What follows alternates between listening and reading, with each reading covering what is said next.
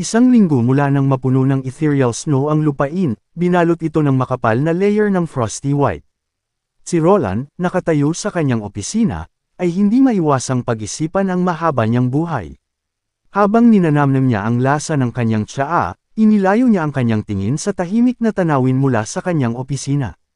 Sa kabutihang palad, ang steam machine sa minahan ay naayos na, at ang mga sundalong nagbabantay sa mga pader ay matagumpay na naitaboy ang mga paisa-isang demon beast na nagtatangkang sirain ang kanilang mga pader.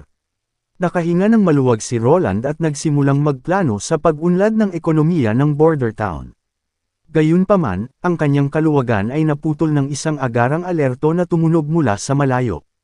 Si Carter, ang kanyang kabalyero, ay nagmamadaling pumasok sa opisina. May bakas ng gulat sa kanyang boses, na nakita ang isang malaking kawan ng mga demon beast sa labas ng pader sa north slope ng border town. Isang mapanganib na kawan ng mga demon beast ang natipon sa labas ng mga proteksyon ng pader.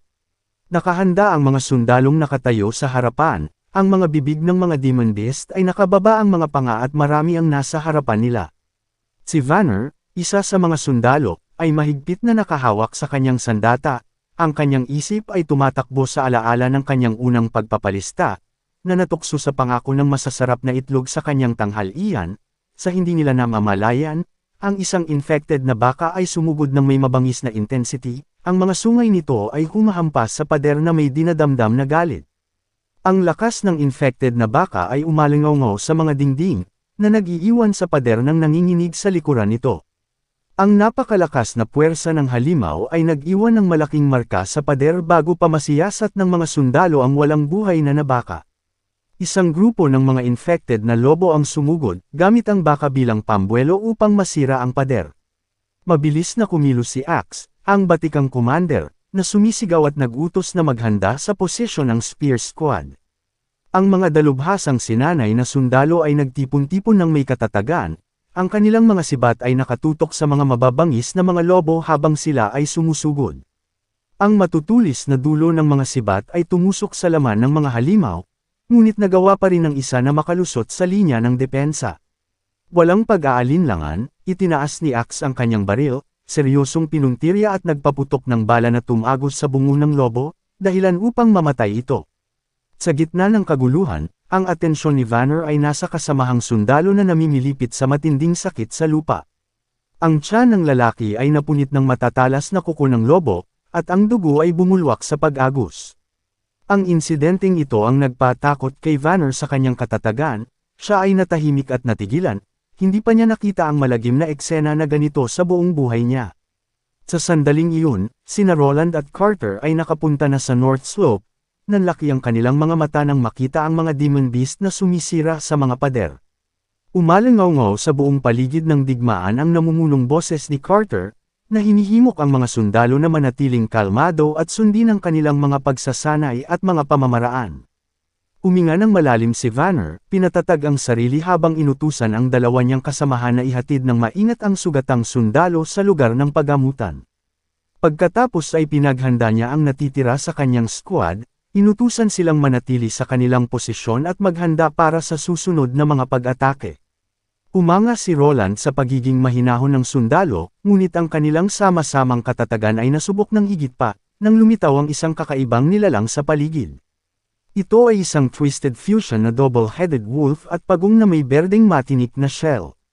Ang mga sundalo ay nagpakawala ng ilang mga arrow sa itaas ng halimaw, ngunit ang mga palaso ay hindi nakapipinsalang tumama sa likod nitong armor na spike.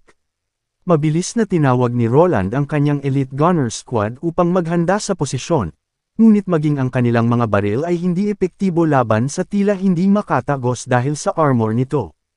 Sa kanilang huling pagsisikap, inutusan ni Roland si Vanner na kunin ang pulbera. Ngunit bago niya matapos ang kanyang pagsasalita, ang halimaw ay sumugod sa pader at nagsimulang banggain ito. Alam ni Roland na ang fortification ay hindi na makakatiis sa anumang pagbangga pa.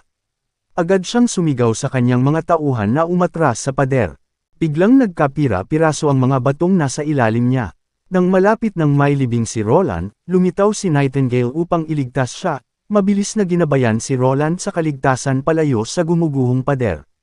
Isang napakalaking pagwasak ang bumungad sa kanila ngayon, isang madilim na butas sa dating hindi magugupi na pader.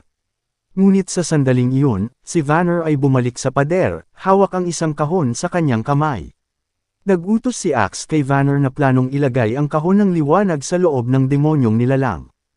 Huminga ng malalim si Vanner, inalala ang mga hakbang sa paggamit ng sandatang ito, at iniunat ang taling may singsing at mabilis na ilagay ito malapit sa halimaw.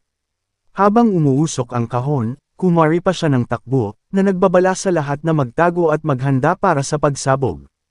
Ang apoy ay nagsimulang kumurap, at pagkatapos ay nagkaroon na ng isang napakalaking pagsabog, ang halimaw ay lubos na napawi. Ngunit bago sila makapagpahinga at magsaya sa kanilang tagumpay, isa pang pag-atake ng mga halimaw ang sumugod sa mga pader. Mayroong isang kawan ng mahigit 100 demon beast na sumugod patungo sa nasirang pader. Ang mga sundalo ay nakulangan sa kanilang bilang at naghahabol na rin sila ng hininga.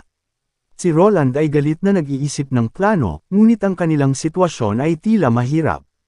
Bigla, ang infected na baboy ramo ay nagpakawala ng isang nakakabinging pagsigaw at diretsyong sumugod sa mga sundalong may mga kalasag, at pinatalsik sila ng ilang metro sa hangin. Nang magwawala ulit sana ang baboy ramo, dumating si Anna sa pinangyarihan. Nakasuot pa rin siya ng maid outfit, ngunit sa pagkakataong ito ay nakasuot siya ng witch hat. Sa isang matapang na titig na nakatutok sa halimaw, gumawa siya ng napakalaking bowl ang apoy at inihagis ito patungo sa sumusugod na baboy ramo. Sa isang mabilis na pag-atake, ang baboy ramo ay nilamon ng apoy, namimilipit sa matinding pagkakatusta. Nagulat si Roland nang makita si Anna sa labanan, dahil inutusan niya itong manatili sa lugar ng pagamutan. Tumatakbo si Brian, lumuhad sa lupa at humingi ng tawad sa hindi pagpigil kay Anna na pumunta rito. Si Anna ay puno ng pag-aalala para sa kaligtasan ni Roland, kaya hindi siya napigil ang umalis. Sadya sana ni Roland na ipakilala si Anna at Nightingale ng paunti-unti, ngunit naudlot ang kanyang mga plano.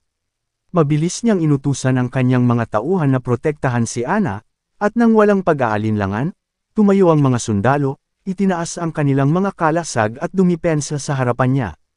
Pinaling ni Anna ang kanyang spell, na gumawa ng napakalaking pader ng apoy na pumalit sa nasirang harang. Sa pagkakataon na ito, kinuha ni Roland ang baril mula kay Carter at itinutok ito sa isa sa mga demon beast. Ang tunog ng bala na tumatagos sa ulo ng lobo, ay umagaw ng atensyon sa lahat. Itinaas ni Roland ang kanyang kamay ng mataas sa hangin at sumigaw para marinig ng lahat na ang pader ay nasecure.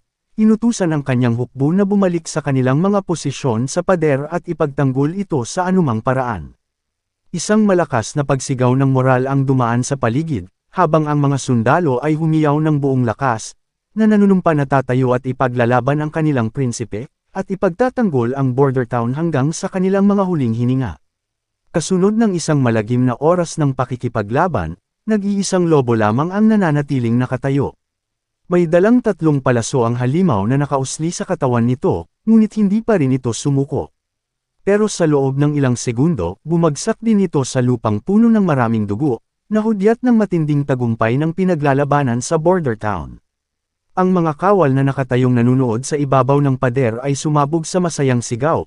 Ang kanilang mga tinig ay sabay-sabay na umalangaw habang pinupuri nila ang prinsipe at sumigaw, "Mabuhay ang prinsipe!" Ang puso ni Roland ay naging masigla sa pagmamalaki nang makita ang kanyang hukbo na nagtutulungan at nagtagumpay laban sa mga demon beast. Gayunpaman, alam niyang isang hamon ang pagpapaliwanag sa presensya ni Anna sa mga sundalo. Natatakot siya na baka tingnan na naman siya ng mga taong bayan bilang isang demonyo, lalo na pagkatapos nilang masaksihan ang kanyang hindi kapani-paniwalang kapangyarihan. Gayunpaman, ang takot ni Roland ay walang batayan dahil habang ang mga sundalo ay nagtitipon sa paligid ni Anna, ibinaba nila ang kanilang mga ulo, na lubos na paggalang sa isang witch na nakipaglaban sa panig nila. Hindi nagtagal ay napagtanto ni Roland na habang ang mga tao ay maaaring natatakot sa hindi nila kilala, kung ang kapangyarihan naman nito ay ginagamit sa kalaban o sa isang karaniwang kaaway, ang takot ay napapalitan ng pasasalamat at pagtitiwala, nang nakaunat na ang 2 kamay. Gusto ni Roland na alamin ang kapakanan ni Anna, pero sa kanyang pagkabalisa, siya ay nahimatay at namumutla sa kanyang mga bisig.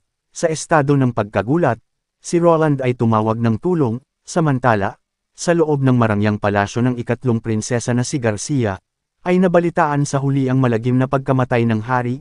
Nakarating sa kanyang pandinig ang sulat na naghatid ng malungkot na kwento kung paano pinatay ang hari ng Taxil na unang prinsipe, bago ito nakita ng personal guard ng hari.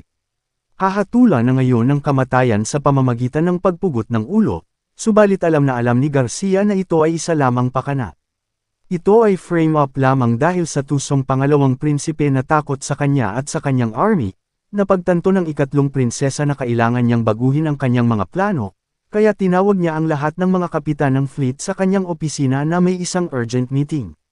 Lumapit ang isang subordinate lumuhad sa harap niya, tinawag siya nitong as Your Highness, ngunit biglang pinalitan niya ito at tinawag na mahal na Reyna, habang lumilipas ang ilang araw sa isang pansamantalang kapayapaan sa border town. Walang mga palatandaan ng isang malaking kawan ng mga demon beast ang umaaligid sa bayan, at ang lahat ng nasugatan ng mga sundalo ay nakapagpagaling na. Ang buong bayan ay puno ng mataas na moral, at si Vanner ay nagawang gamitin ang shell ng halimaw bilang bahagi ng depensa sa pader. Habang tinatahak ni Roland ang kanyang daan patungo sa silid ni Ana, ang bayaning ginawang posible ang lahat, sinalubong siya ng malungkot na pagtingin na nakahiga pa rin ito at nasa estado ng koma, pagkatapos ng labanan. Sina Noah at Nightingale ay nakaupo sa tabi ng kama ni Ana, pinapanood siya ng may pag-aalalang mga mata. Pinalita ni Nightingale na si Ana ay lalabas na ngayong hating gabi, ngunit nag-aalala si Roland sa kanyang kalagayan. Ligtas ba para sa kanya na lumabas habang siya'y nasa koma? Ito'y nakalulungkot, ibinunyag ni Nightingale na maliit ang tsansa ni Ana na mabuhay. Ang awakening ay nangangailangan ng matinding katatagan ng isip, at imposibleng matiis ang demon torture habang nasa koma.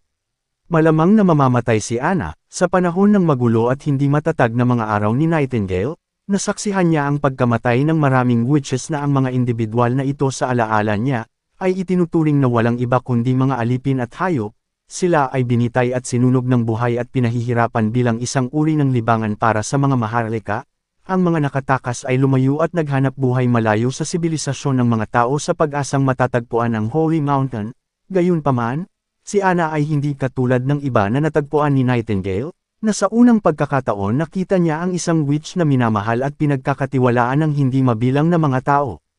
Napakagat si Nightingale sa kanyang mga ngipin na nanginginig na may halong pag-aatubili at kalungkutan, tinitiyak niya kay Roland na kahit na hindi makaligtas si Ana ngayong gabi, ay matutuklasan niya ang kaginhawaan at ang Holy Mountain ng mapayapa. At dito muna matatapos ang ating recap. Huwag kalimutan ang mag-subscribe para laging updated sa mga bago nating video. Maraming salamat.